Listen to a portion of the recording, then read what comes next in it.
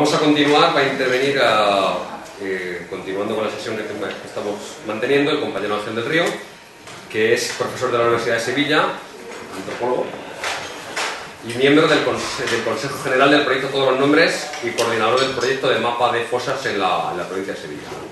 Y nos va a hablar, como llevamos toda la mañana a lo largo del tema de la memoria y sus políticas en España y en Andalucía, él va a concretar precisamente el caso que estamos pasando. Muchas gracias, buenas tardes a todos. Antes que nada, agradecer al Foro por la Memoria esta invitación, el estar aquí acompañado de compañeros para poder tener un debate, una tertulia, que yo creo que es lo que se trata, ¿no? Y también quisiera felicitar a los tres anteriores participantes, a José Luis, a Marcial y a Guillermo, porque yo creo que han sido unas brillantes intervenciones que en ningún caso se han solapado y que enriquecen y que pueden abrir muchas perspectivas de debate, que quizás es lo que más nos puede interesar, dado el perfil de la gente que hay aquí, que en muchos casos somos activistas por la memoria, ¿no? Bueno, mi intervención, que tiene que ver con las políticas de la memoria de Andalucía, yo lo quiero enfocar desde una posición, y espero que me entendáis, yo voy a ser crítico.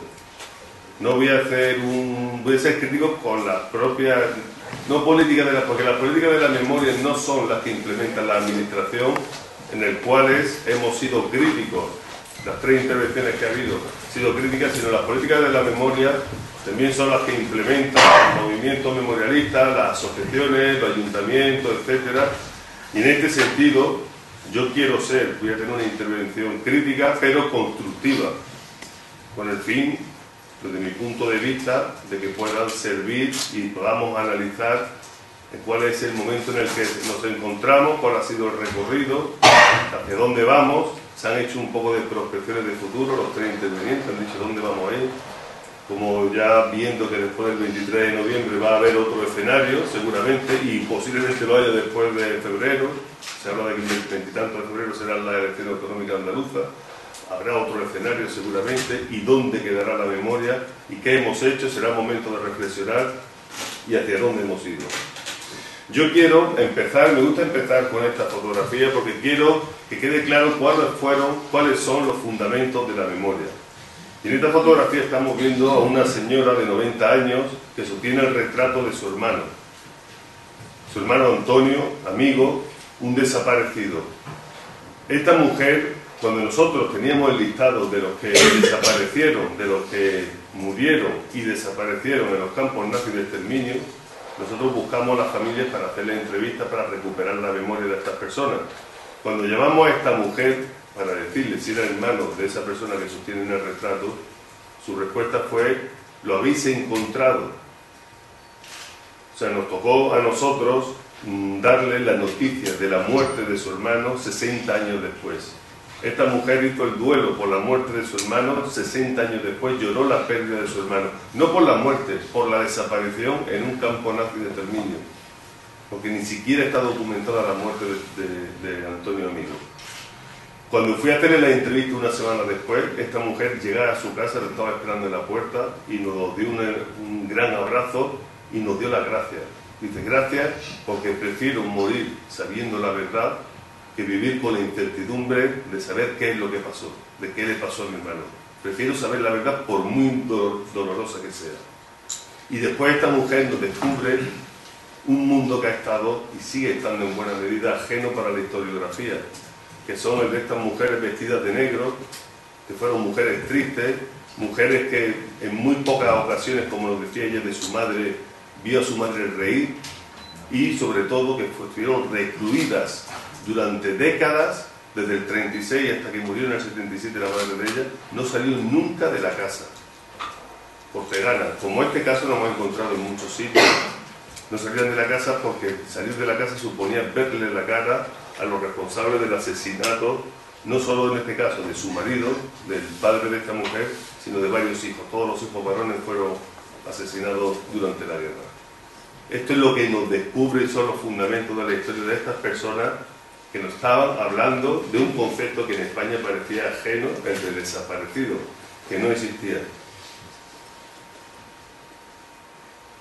Pero aún peor, si estas memorias fueron secuestradas, existen casos todavía más perverso, como es el caso de esta pareja, donde veis un hombre con cara de buena persona, ¿no?, que también, en este caso sí, murió en el campo de Mauthausen. Estos son una pareja de Jaén.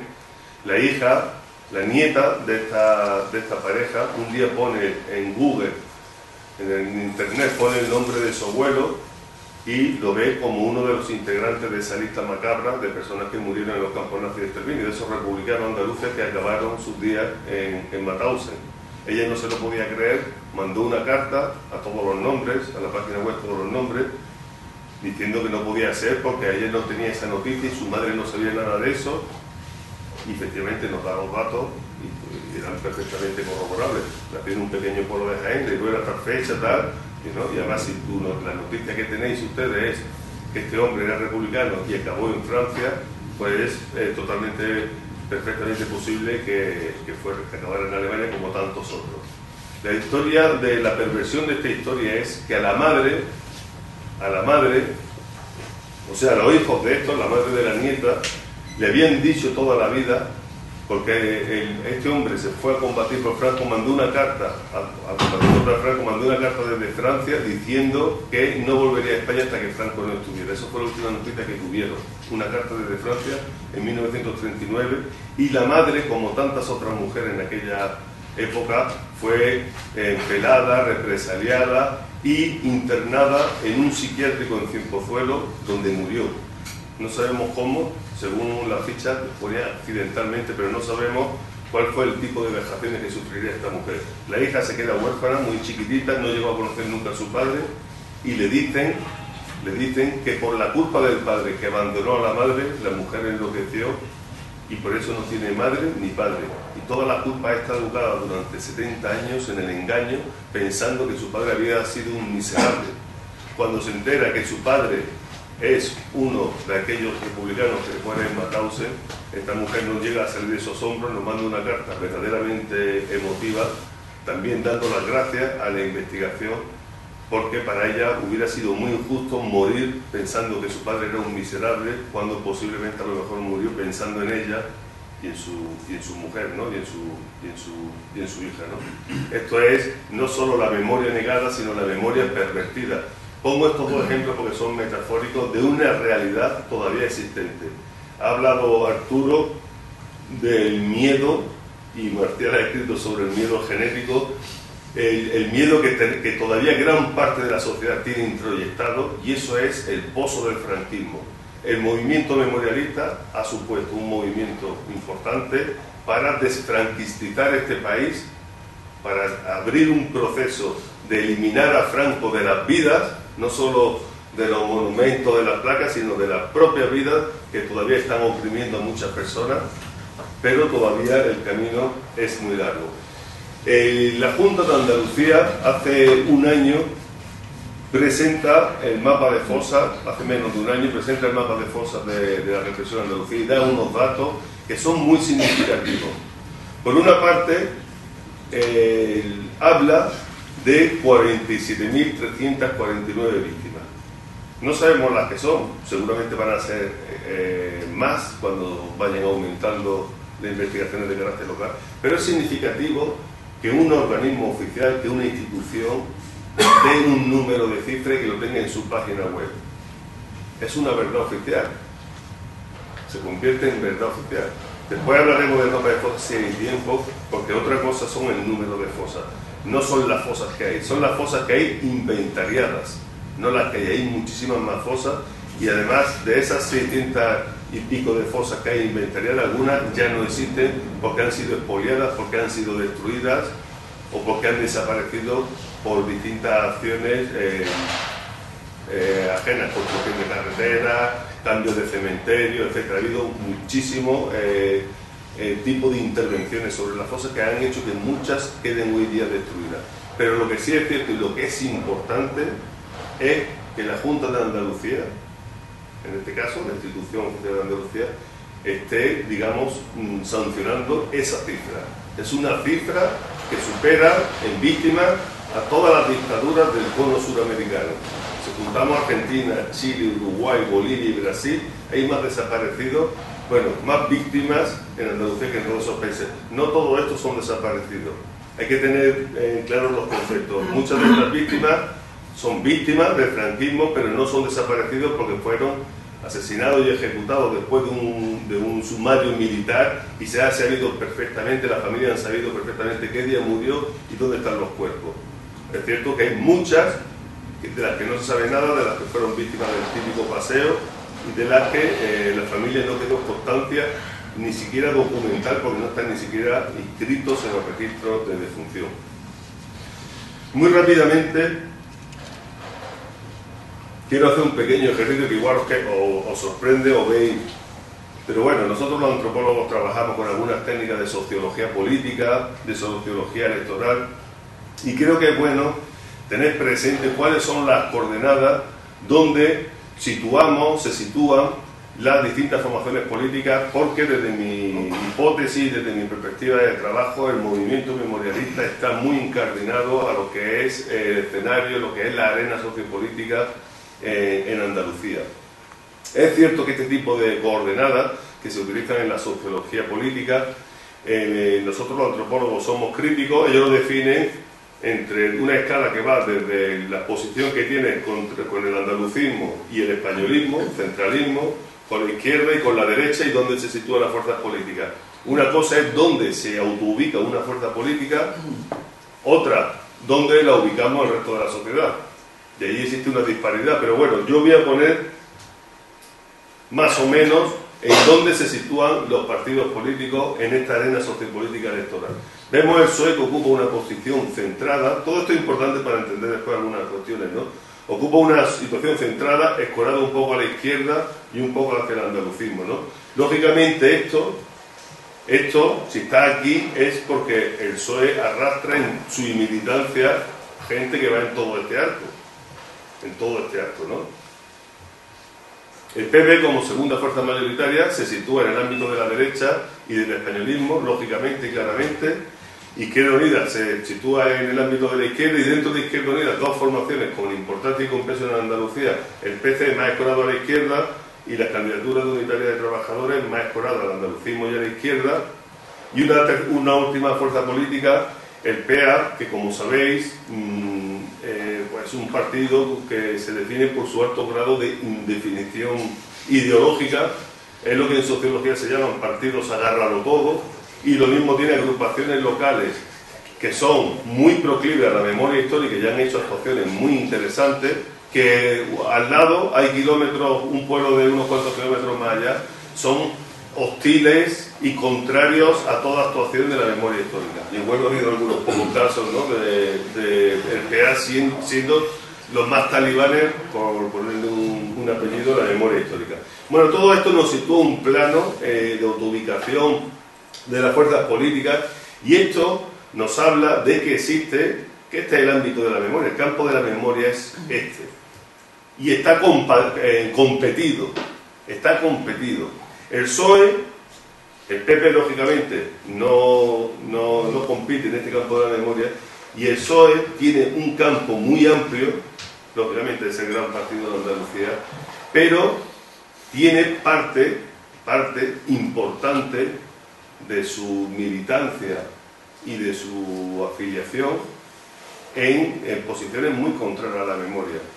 Y esto hay que decirlo, se ha dicho, José Luis ha comentado algunos aspectos, pero yo creo que hay que decirlo abiertamente, porque incluso para mí, desde posiciones, y lo digo también como persona que se ha tenido que recorrer muchos pueblos, cuando hacemos el mapa de fosas, nos hemos encontrado con hostilidades muy grandes, pero es que tienen grandes intelectuales orgánicos que han sido los que más se han opuesto a la memoria histórica, y para mí de manera más eficiente que los llamados revisionistas. Para mí hace más daño que Pío Moa, que César Vidal y que toda esa caterva de pseudohistoriadores. Hacen más daño muchas veces el discurso de Santos Juliá, de Álvarez Junco, de Joaquín Leguina, de José Bono de ciertos políticos que han sido los que mayor freno y mayor resistencia han puesto a que se desarrollen políticas públicas de la memoria. Y así hay que decirlo, y así está escrito. Ellos hablan del hartazgo de la memoria y lo hacen desde posiciones de izquierda, supuestamente de izquierda, que hacen que le dote de criterios a muchísimos militantes y afiliados del PSOE de nuestra tierra. Hay una teoría de un investigador muy interesante que seguramente conoceréis muchos de ustedes, Vicent Navarro, que escribe en Público. Él tiene una teoría que alguna gente ha tratado de descabellada, pero que sería bueno que alguien alguna vez la investigara. Él habla de que aquellas personas que vienen de familias de derechas no se preocupan por el tema de la memoria histórica y se oponen. Y él no sería una teoría genetista, lógicamente, no es que haya un gen que le diga, sino que a ellos les incomoda. Habría que ver, y eso alguna gente lo sabemos, de algunos pueblos, dónde vienen las familias, los poderes locales, cuáles son, dónde se sitúan esos poderes locales, esos alcaldes, de dónde vienen, ¿no?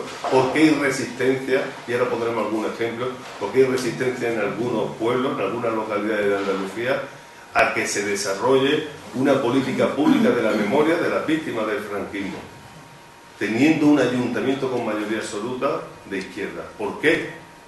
¿Por qué? Como decía Mourinho, ¿no? Otra, muy rápidamente quiero poneros cuáles han sido, digamos, para mí los orígenes que ha habido, lo que es el movimiento memorialista entendido tal como es, ¿no? Como un movimiento de reivindicación de la memoria de las víctimas. Es cierto que desde los años 70 han existido asociaciones de víctimas que han reivindicado ciertos políticas de reparación, ha habido fundaciones, partidos, etcétera, que han hecho alguna actividad circunstancial de homenaje a colectivos de víctimas, de reivindicación del 14 de abril y tal, pero han sido intermitentes y nunca han tenido continuidad. Yo tengo que destacar que en 1998, que es esos años, para mí, los pongo como inicio de esta eclosión del movimiento memorialista, tal como lo entendemos hoy, al grupo de trabajo Recuperando la Memoria de la Historia Social de Andalucía, CGT, que es un grupo plural, donde muchos de sus miembros no están ni siquiera adscritos al sindicato, pero que ha venido trabajando de manera interrumpida en este tema. Igualmente fue muy importante la Caravana por la Memoria, que en el año 2000 monta la Asociación Guerra y Exilio, que pasea por toda España con guerrilleros, con exiliados, con niños de la guerra, etcétera, y que tiene actos populares en los pueblos, actos abiertos en el centro del pueblo, y donde todos estos temas empiezan a brotar y a discutirse públicamente. Lo digo todo esto por lo que hablábamos antes, porque es muy difícil en muchas localidades de tamaño pequeño y mediano abrir estos debates. Penetrar estos debates ha sido muy dificultoso por esos miedos enquistados o casi genéticos, como dice Marcial, ¿no? El movimiento memorialista en Andalucía surge en Granada con una asociación de carácter provincial en el año 2003. Después se crea, también ese mismo año, se crea la Asociación de Memoria Histórica y Justicia de Andalucía, que es un embrión de muchas asociaciones. Todo esto nace desde la familia, a través de la enorme difusión que tuvo la apertura de la fosa de Trieranza del Bierzo, donde muchos familiares llaman a Emilio Silva, y entonces a partir de ahí se hace una reunión en la Diputación de Provincia de Sevilla con gente de toda Andalucía, se crea una asociación, pero dada la extensión territorial de Andalucía es muy complicado mantener una postura de acción mínimamente coherente, y desde la propia asociación se fomenta la división de asociaciones por provincias, la de Jaén, la de Málaga, la de Cádiz. En Córdoba surge una muy vinculada a la Diputación, como es el Foro Ciudadano para la Memoria Histórica, surge otra que es la Asociación Guerra y Exilio. Muchas de estas están vinculadas orgánicamente a algunos partidos. En Almería surgen cuatro asociaciones en un radio de acción muy pequeño. Después los foros por la memoria de Andalucía, que surgen en distintas localidades: Huelva, en el Campo de Gibraltar, en Málaga, en Almería, en Granada, donde a su vez tiene una división con la Asociación Verdad, Justicia y Reparación. Existen lo que desde los foros por la memoria le llaman foro aparato, que esos siguen vinculados orgánicamente al Partido Comunista. En Sevilla, en Córdoba tienen presencia, y después existen montones de asociaciones de carácter local que para mí en muchos casos son muy interesantes. Esta Memoria, Libertad y Cultura Democrática es una asociación que agrupa a los antiguos militantes del partido de Carrillo, de la extinción que hubo del Partido Comunista.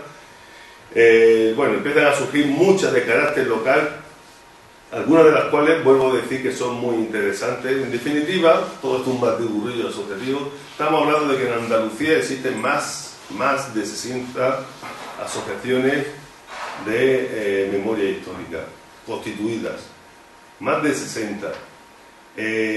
Si contáramos otras asociaciones que no son exclusivamente de memoria histórica, pero que hacen trabajos de memoria histórica, incluso en muchos casos de manera más eficiente que otras. Por ejemplo, pongo el caso del pueblo vecino del Piso del Alcor, cuyo colectivo ecopacifista Solano ha hecho un trabajo de memoria encomiable. Y hay otros muchos pueblos donde han sido asociaciones de mujeres o asociaciones de defensa del patrimonio, los que han, incluso asociaciones ecologistas, los que han asumido ese trabajo de recuperar la memoria. O sea, si sumáramos todo eso, el movimiento asociativo de la memoria verdaderamente es enorme. Y ahora quiero dar algunas características generales sobre este movimiento. Es un movimiento excesivamente atomizado y poco permeable.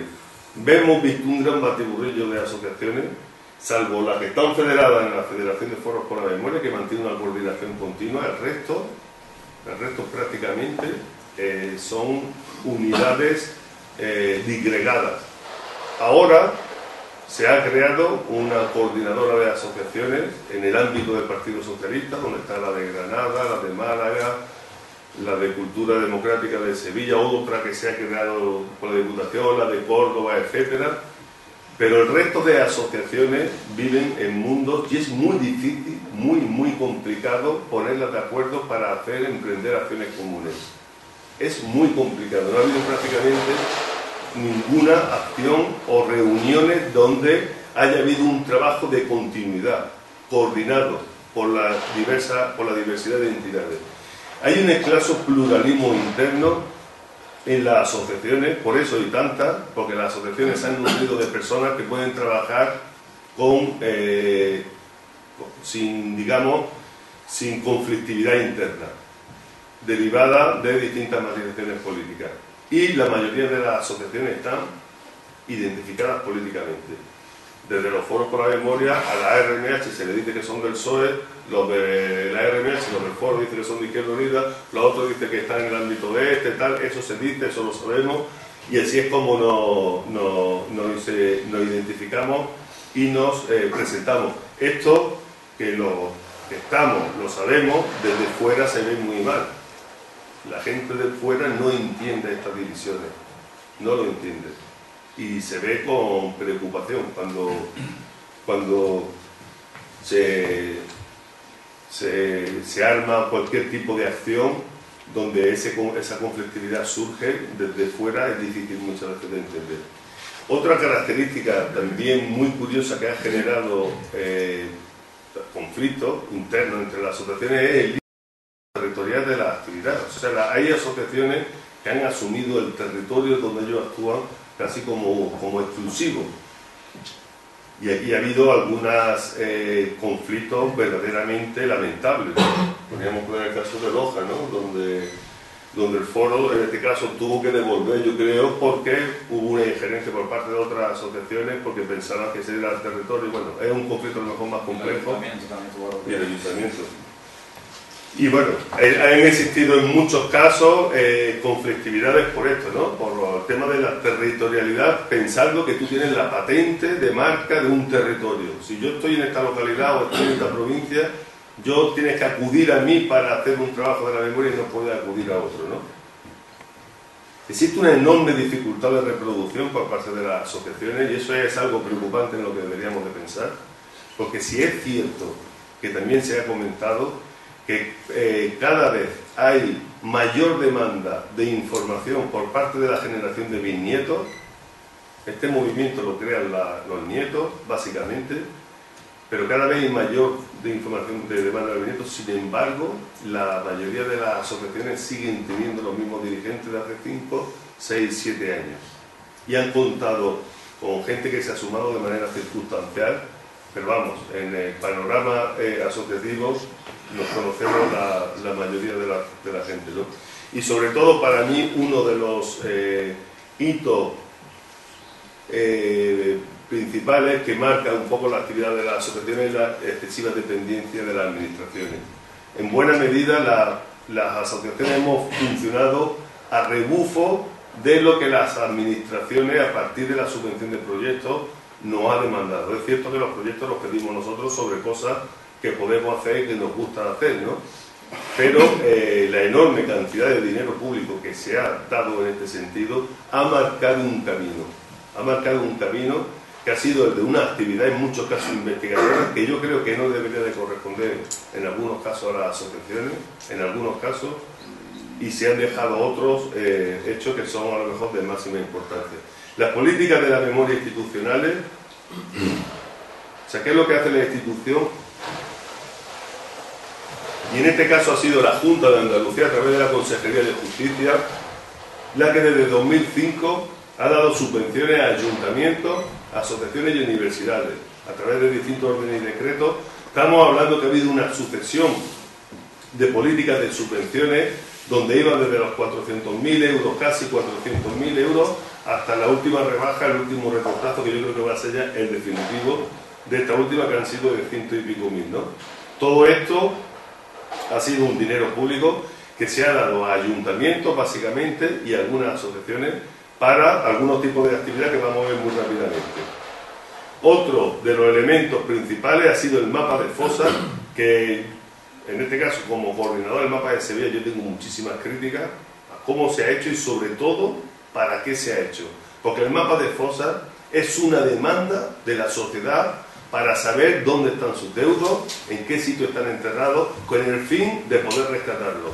Y ese no ha sido el fin del proyecto. El fin del proyecto ha sido la publicitación de un enorme genocidio, de tal como lo vendió la Junta, pero ahí se ha quedado. No existe, detrás de eso, no ha venido esa política de sumación e incluso de protección de fosas como se había comentado. Y una tercera, que ha sido la reparación a ciertos colectivos de víctimas, que yo tenía una cosa para leer, pero no la voy a leer porque yo creo que José Luis ha hablado muy bien de lo de la reparación paupérrima, ¿no?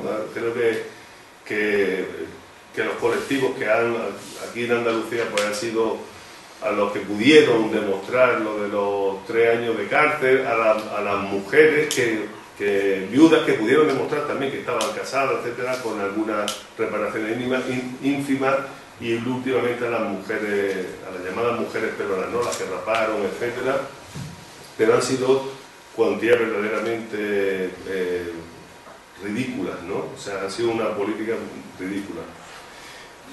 Muy rápidamente, sí decido que todo esto es una crítica, lógicamente la hago desde dentro y es una autocrítica, pero sí quiero decir que Andalucía, en estos tipos de proyectos, se ha llenado de marcas territoriales, marcas que no existían antes.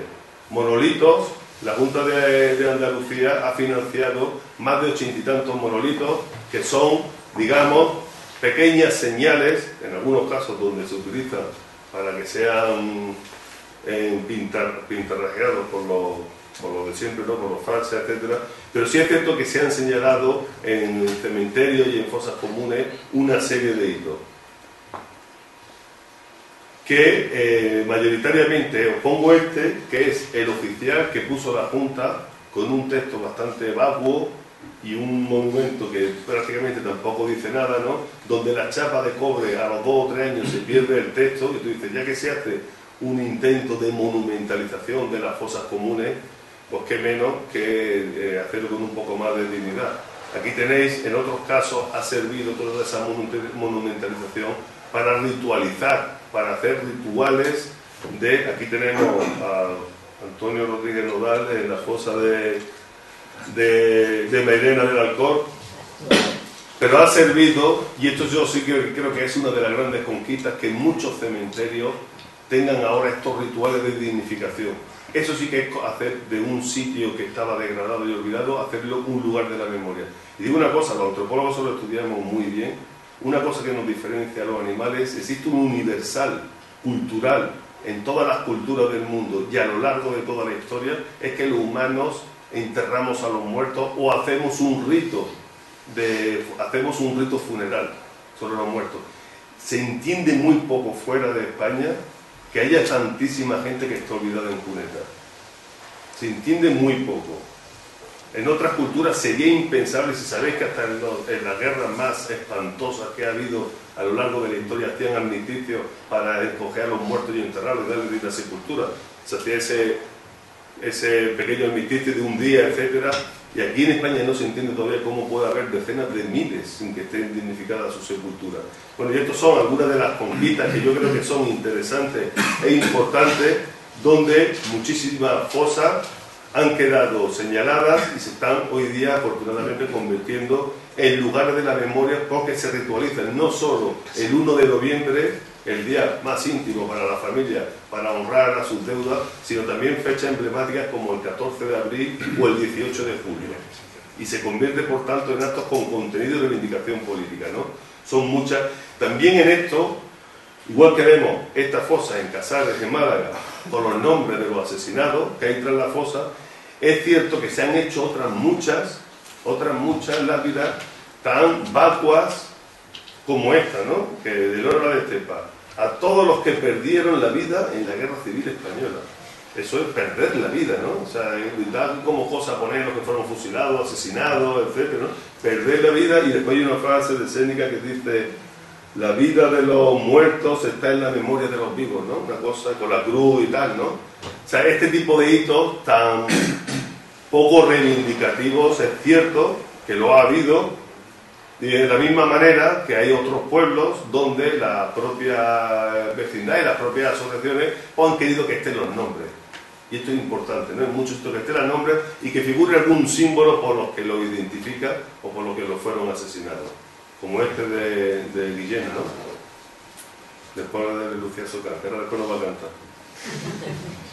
Bueno, otra de las grandes conquistas que ha habido, sin duda, es porque se han destinado muchísimo dinero público para investigaciones y ediciones de libros. En los últimos años han aparecido una enorme cantidad de bibliografía sobre la represión en nuestros pueblos en orden local. No todas son de la misma calidad, lógicamente, ya haré una breve comentario. Pero sí ha servido estas pequeñas historias, o grandes historias, han servido porque en muchos casos son los memoriales de los pueblos. Estos libros que estáis viendo ahí, casi todos, disponen al final del libro del listado de víctimas. Y el que esté el listado de víctimas en un papel, en negro sobre blanco, para la familia supone una especie de acta notarial.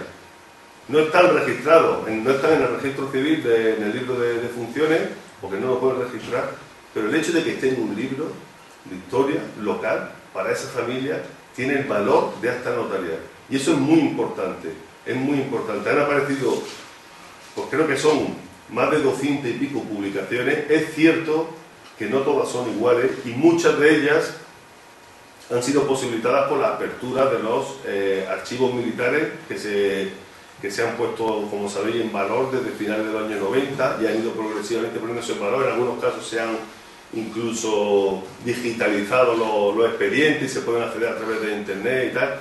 Por lo tanto, van a seguir saliendo muchas historias locales que tienen importancia, sobre todo por lo que digo, por el valor que tienen para la familia y porque se abre el debate público. Cuando están escritas la historia, ese silencio y ese miedo que había, siempre hay uno que en la radio habla, de la radio local, etcétera, y contribuye al debate público sobre esto. Pero también es cierto, y en esto vuelvo a lo que decía anterior, que hay libros que se han editado con dinero público que nunca se han presentado.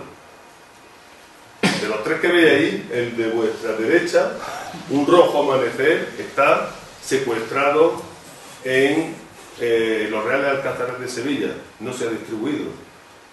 Lo editó el anterior gobierno municipal, no se distribuyó, y el que está ahora, pues a lo mejor dudo yo mucho que lo distribuya o no. No sabemos si, yo no estoy buscando si hay alguna perversión por la que no se ha editado. Ahí habla de la fosa común del cementerio de Sevilla, y de los miles de víctimas que hay allí, ¿no?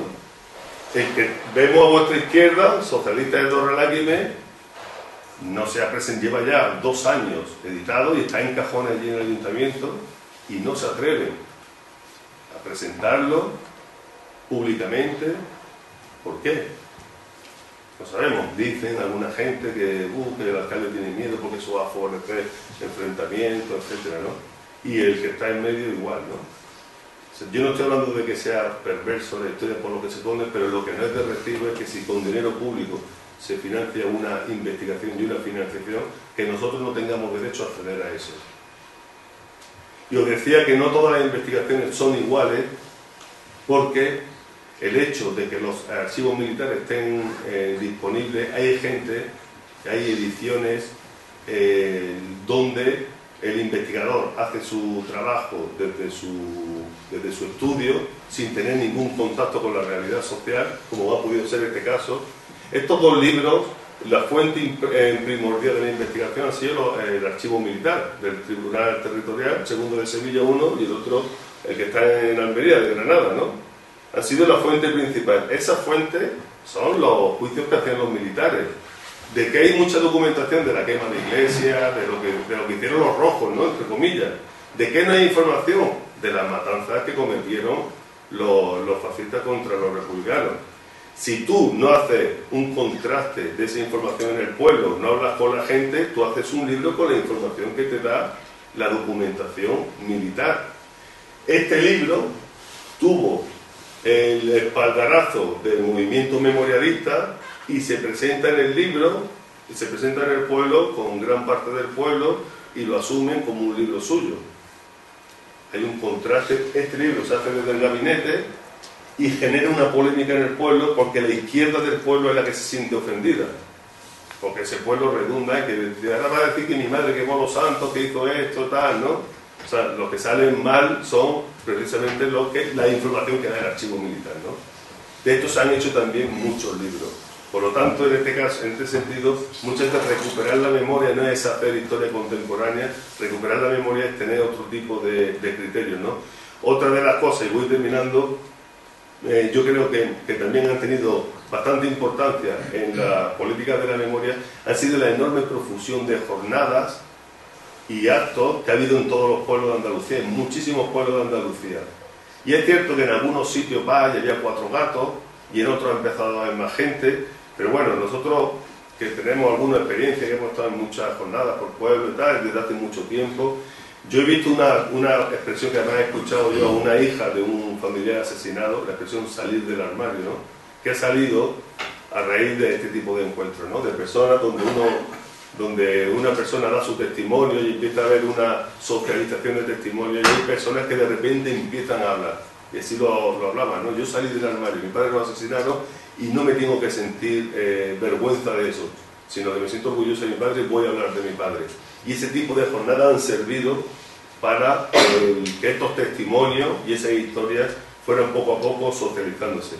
Del mapa de fosas, si acaso voy a dejar, porque sería muy largo y tendido lo que tuviéramos que hablar de cómo se ha elaborado y sobre todo cuál es el fin que tiene, pero solo deciros que en Andalucía la política de exhumaciones ha sido, para mí desde mi punto de vista, la política institucional de exhumaciones ha sido un fracaso.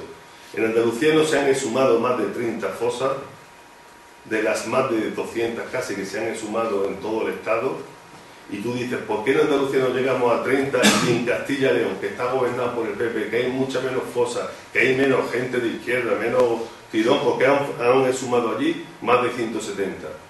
¿A qué se debe esa disparidad de entre una y otra, ¿no? Y lo cierto es que muchas de estas fosas, de las que han quedado de las familias que estaban esperando con el mapa de fosas tener la oportunidad de sumar a sus seres queridos, ahí se han quedado. Esta fosa que está desde 1970 en la Alpujarra, que es una cruz que, como veis, pone a la memoria de Manolo LL, no se atrevían en aquella época ni a ponerle los apellidos, es López López, y su familia en su 40 aniversario con 4X, aniversario de su muerte, Ellos depositaron muchísima esperanza. Esta familia, que hay un padre en el Barranco con 3 de sus hijos, una de las hijas que murió hace 2 años, ha estado esperando hasta esos 2 años la posibilidad de que le pudieran dar digna sepultura, y han quedado. Y otras fosas como esta que está en Zalamea, son fosas que, si os dais cuenta, están dignificadas, porque hay una cruz, la cruz de la viuda, pero cuando se murió la viuda dejó de ir, y ahí está cubierta por la maleza esa fosa, y no hay nadie ya quien la quiera, ¿no? O quien quiera estas fosas quedan olvidadas. Si no es la administración, si no es el empuje de determinadas asociaciones, ¿cómo se va a hacer? Y muy rápidamente deciros que el movimiento ha tenido una parte importante de reivindicación. Existe una coordinadora de asociaciones que convoca todos los últimos sábados de mes una concentración para reivindicar una política de exhumaciones. En realidad también se convierte en una especie de ritual de encuentro de personas que trabajan por la memoria. En Granada, de igual modo, también se han ritualizado, ¿no? Se han hecho distintas acciones de reivindicar la verdad, la justicia y la reparación. Y en Andalucía, también, para mí, afortunadamente, yo creo que esto tiene una importancia, se han ritualizado también algunos actos que son conmemorativos y a la vez reivindicativos, como este que conmemora la desbandada, la marcha de la carretera de Málaga, donde decenas de miles de personas huyeron de Málaga a Almería, y todos los años se ha ritualizado esto con grupos que recorren esa carretera y que no solo rememoran, sino que están reivindicando política de la memoria. O, por poner otro ejemplo, existen muchos, como el de Dos Hermanas, el 18 de julio, se hacen ya en muchísimos sitios, que yo creo que eso es gran parte consolidación de política de la memoria. O este otro decía del cementerio de Granada, que año tras año ponen una placa para dignificar a las víctimas que fueron asesinadas en esa etapa del cementerio, y al día siguiente el ayuntamiento la quita, ¿no? Ahora se está reivindicando todo esto como lugar de la memoria. No voy a hablar de eso porque eso sería ya para otro debate. Y termino hablando de, para mí, lo que hoy día es interesante. Para mí es el gran memorial que tiene Andalucía, que es un memorial virtual, como todos los nombres, donde están los nombres de 60.000 víctimas, se puede acceder a ellos, muchas microbiografías e investigaciones, pero lo curioso es que esté hecho desde la iniciativa privada, asociativa, y que no sea la administración la que haya asumido motu propio este tipo de actuaciones que tienen una demanda muy importante, ¿no? Por parte de muchísimos solicitantes, no solo de Andalucía, sino de otras muchas partes de España y del mundo. Y termino ahí. Gracias.